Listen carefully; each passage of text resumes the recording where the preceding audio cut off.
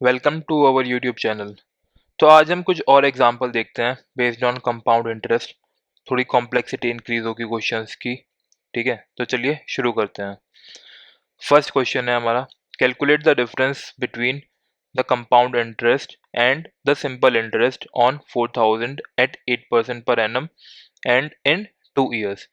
तो चलिए step by step देखते हैं। सबसे पहले हम लोग कैलकुलेट करेंगे सिंपल इंटरेस्ट। ठीक है, तो प्रिंसिपल 4000 है, रेट 8%, टाइम 2 years, इंटरेस्ट हो जाएगा P into R into T divide by 100। यहाँ पे हमने वैल्यू पुट करी 4000 into 8 into 2 divide by 100। Calculate करने के बाद में हमारा आंसर आया 640। तो जो ये 640 आया ये हमारा आया सिंपल इंटरेस्ट। ओके, तो चलिए ईयर बाय ईयर हम लोग अब कंपाउंड इंटरेस्ट कैलकुलेट करते हैं। ईयर 1 के लिए देखते हैं। ओके, तो प्रिंसिपल हमारा 4000, rate 8% per annum, time 1 year, interest P into R into T divide by 100। तो 4000 प्रिंसिपल, रेट 8 इंटू 1, क्योंकि हम ईयर 1 के लिए देख रहे हैं यहाँ पे। ठीक है, डिवाइड बाई 100, तो ये हो गया 320। तो जो अमाउंट हुआ, अमाउंट क्या हो गया, प्रिंसिपल प्लस इंटरेस्ट। प्रिंसिपल है 4000, इंटरेस्ट 320, तो ये हो गया हमारा 4320। अब जो ये अमाउंट आया ये सेकेंड ईयर के लिए क्या बन जाएगा, हमारा प्रिंसिपल। ठीक है, तो नया प्रिंसिपल हो गया 4320, rate 8% per annum, time 1 year, interest calculate करेंगे P into R into T divide by 100। तो वैल्यू पुट करी हमने 4320 इंटू 8 इंटू 1 डिवाइड बाई 100। तो ये आ गया हमारा 345.60। तो अमाउंट क्या हो गया, प्रिंसिपल प्लस इंटरेस्ट। प्रिंसिपल था हमारा 4320 प्लस 345.60, ये क्या हो गया 4665.60। अब हम लोग क्या करेंगे, कंपाउंड इंटरेस्ट कैलकुलेट करेंगे। वो क्या होता है हमारा final amount minus original principal. Final amount क्या आया सेकेंड ईयर के बाद, वो आया हमारा ये 4665.60, और ओरिजिनल प्रिंसिपल क्या दिया गिवन था क्वेश्चन में हमें, -4000। ओके, तो हमारा जो कंपाउंड इंटरेस्ट आया वो आया 665.60। Okay, second method compound interest का ये जो हमने year by year interest calculate किया है। ओके, जैसे 320 ईयर 1 का था इंटरेस्ट, ईयर 2 का जो हमारा इंटरेस्ट था 345.60, हम इसको ऐड करेंगे जब भी हमारा यही आएगा कंपाउंड इंटरेस्ट 665.60। ओके, अब हमारा कंपाउंड इंटरेस्ट भी निकल गया है और सिंपल इंटरेस्ट भी निकल गया है। अब बस हमें क्या निकालना है, डिफरेंस। तो कंपाउंड इंटरेस्ट में से सिंपल इंटरेस्ट को माइनस करना है। ओके, तो ये आंसर आ जाएगा हमारा 25.60। Okay, so this is the difference between the compound interest and the simple interest. Okay, चलिए सेकंड क्वेश्चन देखते हैं। Mrs Kapoor invested 6000 every year at the beginning of the year. Okay, हर साल के शुरुआत में मिसेस कपूर इन्वेस्ट करती है 6000 rupees at 10% per annum compound interest. Okay, calculate the amount of her total savings up to the end of the second year. मतलब second year के बाद कितनी सेविंग हुई और थर्ड ईयर के स्टार्टिंग में कितनी सेविंग हुई। तो चलिए इसका स्टेप बाय स्टेप सॉल्यूशन देखते हैं। तो जो फर्स्ट ईयर है हमारा, उसमें मिसेस कपूर ने इन्वेस्ट किया बिगिनिंग ऑफ द ईयर में 6000 रुपीज। ओके, तो प्रिंसिपल क्या हो जाएगा फर्स्ट ईयर के लिए 6000, rate 10% per annum, time 1 year, interest P into R into T divide by 100। तो ये हो गया 6000 इंटू 10 इंटू 1 डिवाइड बाई 100, तो ये हो गया 600।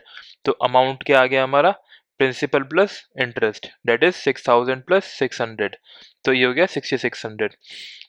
ओके, अब सेकेंड ईयर में क्या है, जो हमारा ये 6600 आया ये तो रहेगा, साथ में मिसेस कपूर ने 6000 और इन्वेस्ट किए, because it is mentioned in the question that 6000 rupees Mrs Kapoor invest every year at the beginning of the year. तो सेकेंड ईयर के बिगिनिंग में उन्होंने 6000 रुपये और इन्वेस्ट कर दिए ऊपर से। ठीक है, तो नया प्रिंसिपल क्या होगा, 6600 प्लस 6000, दैट इज 12600, रेट हो जाएगा 10% per annum, time 1 year, interest का formula P into R into T divide by 100। तो 12600 इंटू 10 इंटू 1 डिवाइड बाई 100, तो ये हो गया 1260। तो अमाउंट क्या हो जाएगा, प्रिंसिपल प्लस इंटरेस्ट, जो प्रिंसिपल था हमारा 12600 प्लस 1260, तो ये हो गया 13860। तो जो हमारा फर्स्ट क्वेश्चन था up to the end of the second year, तो वो हो गया amount of her total saving up to the end of the second year कितना आ गया 13,860। अब हमें निकालना है at the beginning of the third year, ठीक है। तो अब कुछ नहीं करना, जो हमें ये दिया हुआ है मिसेस कपूर इन्वेस्ट करती है 6,000 every year at the beginning of the year, ठीक है। तो थर्ड ईयर में क्या होगा 6,000 और ऐड हो जाएगा हमारे इस वाले अमाउंट में, ठीक है। तो ये आ जाएगा हमारा 13,860 प्लस 6,000 दैट इज 19,860। ओके, तो amount of her total saving eight the beginning of the third year इतना अमाउंट हो गया 19,860। Okay, I hope it is clear. चलिए थर्ड क्वेश्चन देखते हैं। Ranbir borrows 20,000 at 12% compound interest per annum. He repays 8,400 at the end of the first year and 9,680 at the end of the second year. Find the amount of loan outstanding at the beginning of the third year. तो देखिए सबसे पहले हमें 20,000 12% के लिए हर साल interest निकालना है और अमाउंट निकालना है, ठीक है। जो फर्स्ट ईयर में अमाउंट आएगा, ठीक है, उस अमाउंट में से 8,400 हम माइनस कर देंगे, ठीक है। फिर जो अमाउंट बचेगा वो हमारा नया प्रिंसिपल बन जाएगा नेक्स्ट ईयर के लिए। फिर वही सेम रिपीटिशन करना है हमें, जैसे कंपाउंड इंटरेस्ट और जो हमने अमाउंट निकाला वो निकालना है, और उसमें से भी हम 9,680 माइनस कर देंगे। उसके बाद जो अमाउंट बचेगा वो बचेगा हमारा outstanding amount at the beginning of the third year. तो चलिए स्टेप बाय स्टेप देखते हैं, जो मैंने अभी बोला उसी को। तो प्रिंसिपल देखिए यहाँ पे 20,000 की बिना rate 12% per annum time 1 year. Interest हो जाएगा P into R into T divide by 100, तो ये आ गया 2,400। अमाउंट क्या हो जाएगा principal plus interest, principal question में गिवन है 20,000 प्लस जो हमने इंटरेस्ट कैलकुलेट किया 2,400, ये हो गया 22,400।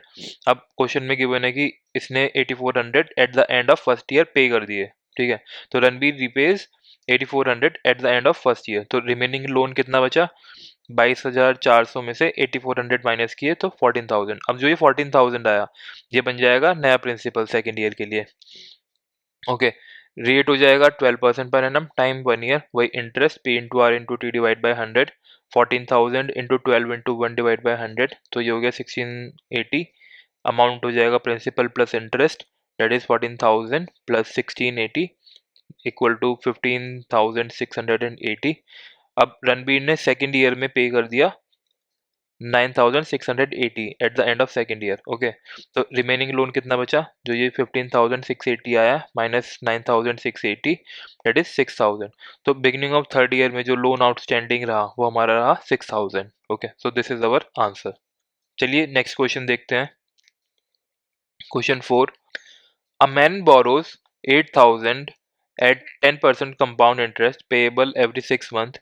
He repays 2,500 at the end of every 6 months. Calculate the third payment he has to make at the end of 18 months in the order to clear the entire loan. चलिए इसको हम step by step देखते हैं। ये भी similar question है जो हमने अभी देखा, बस डिफरेंस ये है कि वहाँ पे हम एक साल के लिए देख रहे थे, यहाँ पे हम लोग 1/2 ईयर देखेंगे दैट इज 6 मंथ। ओके, और चलिए शुरू करते हैं।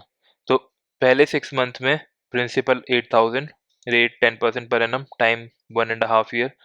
इंटरेस्ट हो जाएगा P into R into T divide by 100, यहाँ वैल्यू रखी है हमने तो 400। तो अमाउंट हो गया principal plus interest that is 8,000 plus 400, तो 8,400।